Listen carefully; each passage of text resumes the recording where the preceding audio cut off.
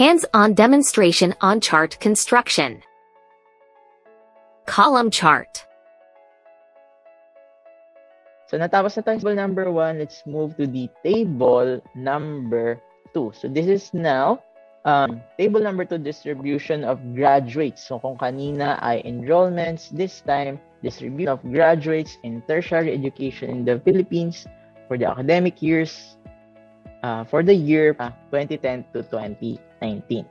Okay, so what we have here ay meron tayong column for the year and then a variable for graduates. So meron ulit tayong, so alam niyo naman na to kung may ganitong klaseng data, we have a time series data and annually yung ating period. Okay?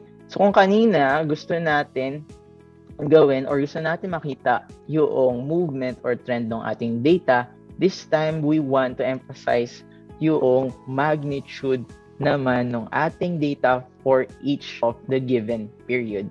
So really, this kind of data na we want to emphasize yung ating magnitude, ano kayang klaseng graph yung gagamitin natin. Okay? And this is time series data that we want to emphasize the magnitude. Ano pong klaseng graph ang gagamitin natin for this column bar? So for the purpose of uniformity, let us position our cursor on cell B18. Click lang natin yung 2D column. Yan. And then let us choose clustered column. Excuse me. Column chart or column bar chart. Excuse me. Ayan. Let us now move our chart to a new spreadsheet again. Okay. So tick lang natin yung new sheet and then let us name this column chart. Click OK. Ayan. So dapat at this time meron na tayong column chart. So syempre i-move ulit natin sa pinaka dulo yung ating new chart. Kasi gusto natin sa pinamula data. So madali nating balikan yung data na worksheet natin. Okay, so column chart. So meron na tayo yung column chart. And as you can see, same as before, may lumabas ulit na source and then may space ulit dito. Okay, so hindi again clearly defined yung ating data. So what we're gonna do here is to select again our data. Okay, first, click and activate our chart. So click and activate our chart. Select our data and then highlight lang po natin yung ating chart data range. So at this time, naka-highlight naman na siya. And then, i-highlight na natin yung ating data. Oops, sumobra siya. So from actually kahit na ito na lang. So from cells B17 all the way down to B27. So yun lang po yung dapat i-highlight natin for the legend entries. And then click natin yung horizontal axis labels. Click natin edit. Ayan. Don't worry if bumalik po kayo sa inyong chart or sa inyong column chart, pwede pa rin natin i-click yung data. Okay? So habang naka-open ang inyong axis labels, highlight nyo lang po yung years. Okay? Just the years lang po ang i-highlight natin. So from cells A18 to A27.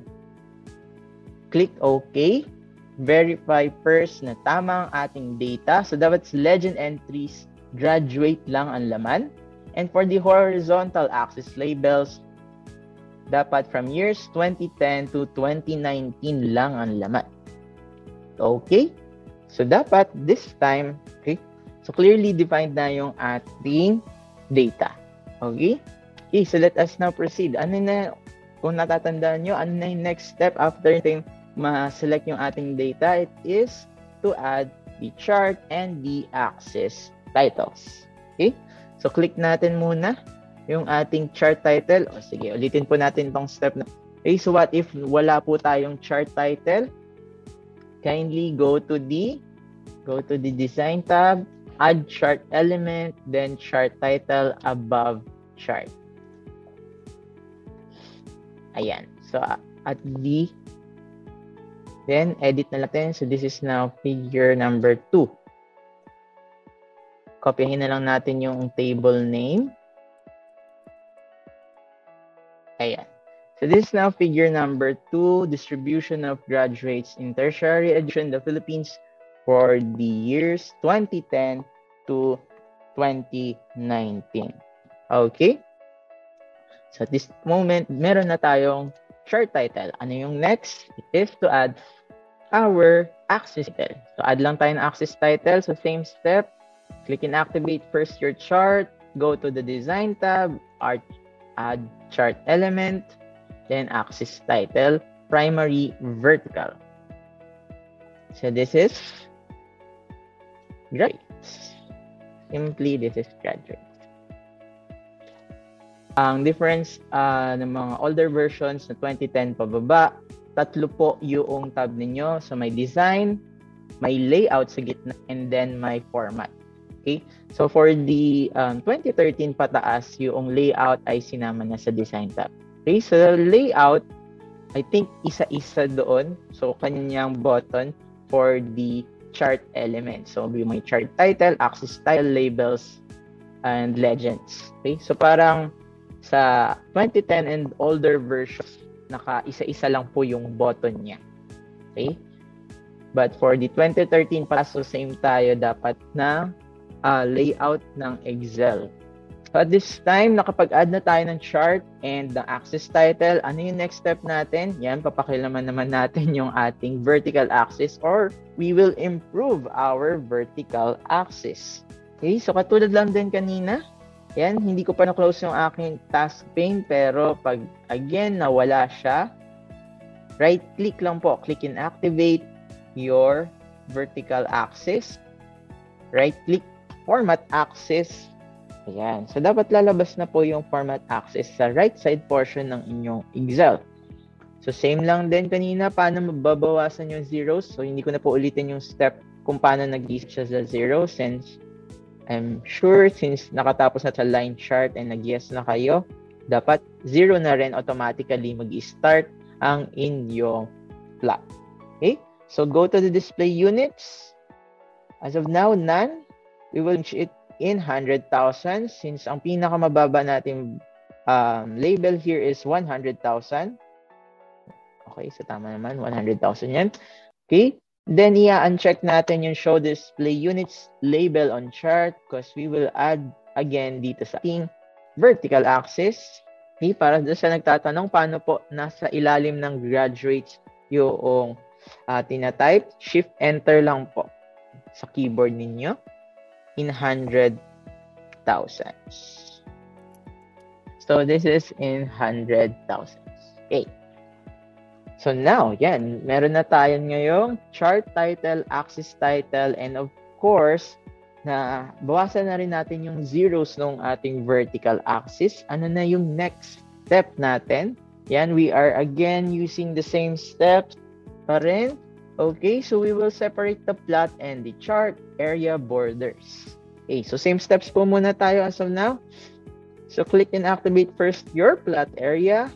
Yan, since open na yung ating format, ang ating task pane sa right portion ng ating screens, choose solid line. Click anywhere outside of your chart. Then meron na tayong plot area border. Then of course, hindi na naman kompleto si plot area border. So, pupunan ulit natin yung horizontal axis. So, click and activate first your horizontal axis. Go to the paint icon. Choose solid line and black as our default color. So, automatic na siya nagiging black dahil sa first, nag-graph pa lang natin, dinefine na siya as color black.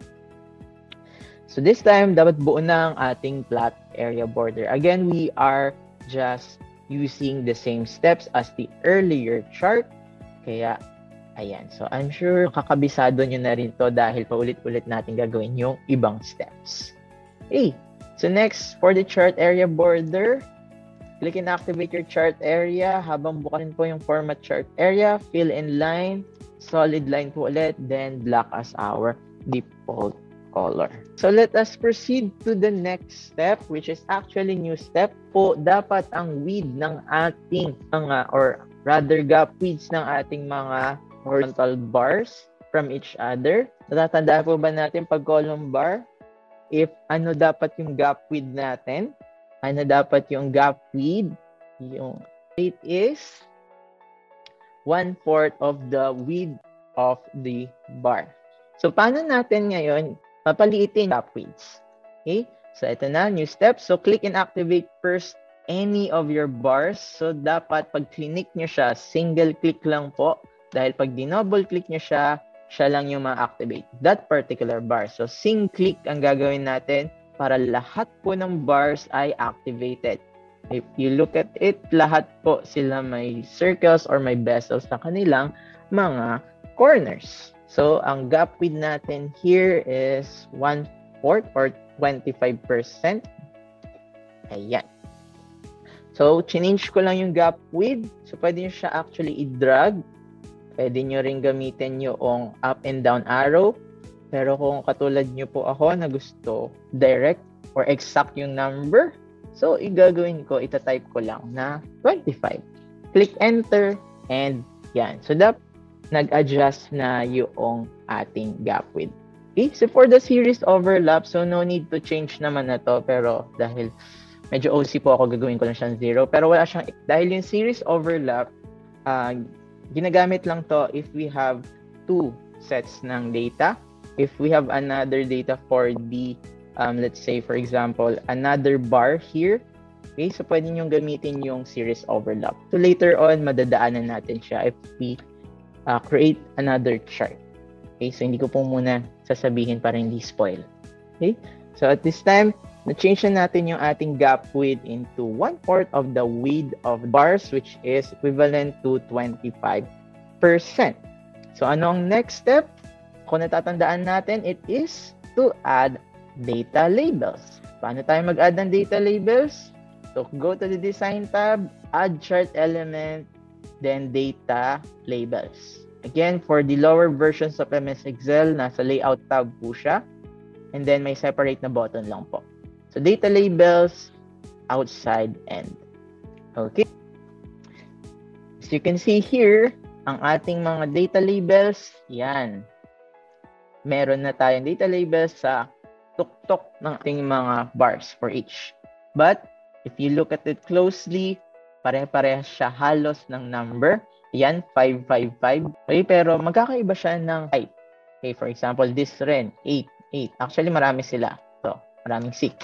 Okay, so, gagawin natin para clearly define na magkakaiba yung height or yung labels ng ating mga data for each of the bar.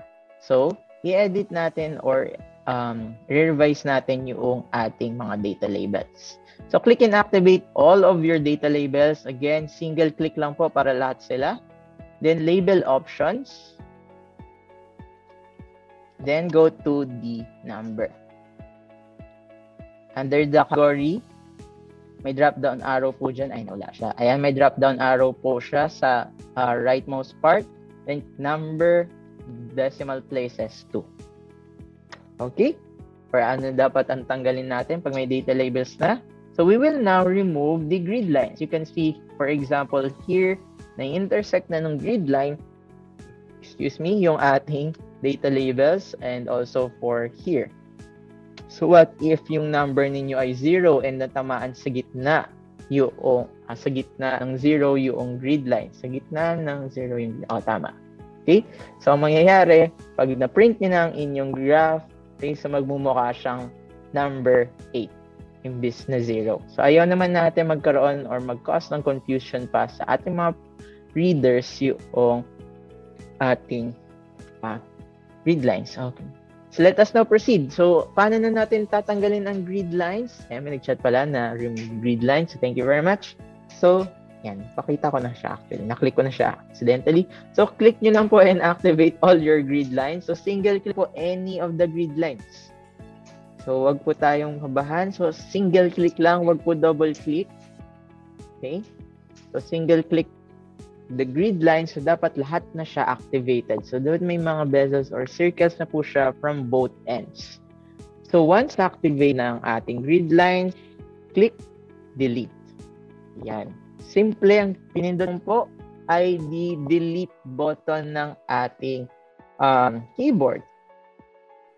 Click delete and mawawala na po lahat ng ating grid lines. Okay? So at this point, last step na tayo. which is to add our source node. Ayan, yung kanina nag-ask. So, we will now add a source node. So, syempre, since again, walang facility si Excel or walang direct command, so, click and activate lang din muna yung ating plot area and then drag pataas. After that, click insert. Let us now draw our text box. Draw lang tayo ng ating text box. Ayan.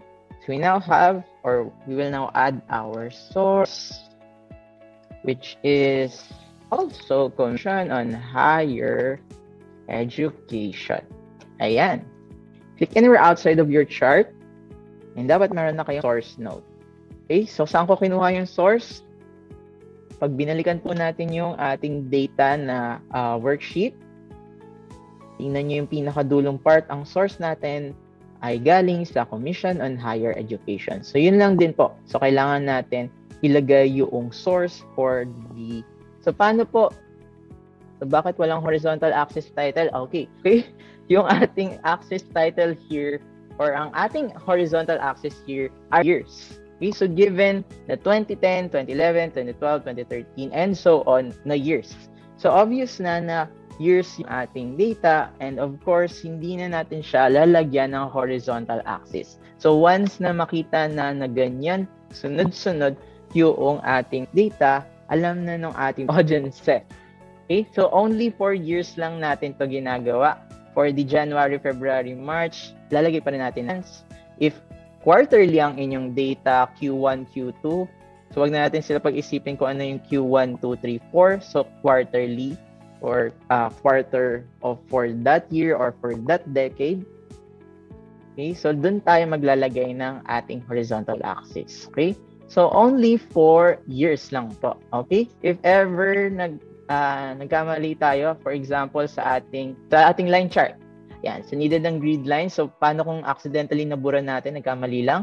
So, punta lang po ulit tayo sa add chart element, then grid lines, major horizontal. Yan, so marami ditong kinds ng grid lines. Okay, so major horizontal. Okay, so major then minor horizontal. So, yung mas maliliit. Yan. So, yun lang po para mapalabas ulit yung grid lines. Okay? So, this actually ends yung ating column bar or column chart. So, we now have the figure number 2. Wala pong delete buttons yung ating keyboard. Kindly look na lang po yung delete button or baka nabura lang po yung icon dyan. Or actually, pwede nyo rin pong i-delete. Click nyo lang po yung delete dito. Pero dapat po may delete button ng ating keyboard. Okay, so kindly double check na lang po yung delete buttons ng ating keyboard. Okay, so katulad kanina, this is a time series data. Period niya ay annually. Okay, so this time, since kahit na time series data siya, this time we want to emphasize the magnitude of our data. So instead of the trend or the movement, katulad ng sa line chart, this time we want to emphasize the magnitude for each of the bars. You can see here, yan, so nakikita natin na dito yung pinaka mababa and dito naman yung pinaka mataas. So at this point, makikita nyo kaagad at a glance kung ano yung pinaka mababa and pinaka mataas na bilang ng graduates for this years. Okay?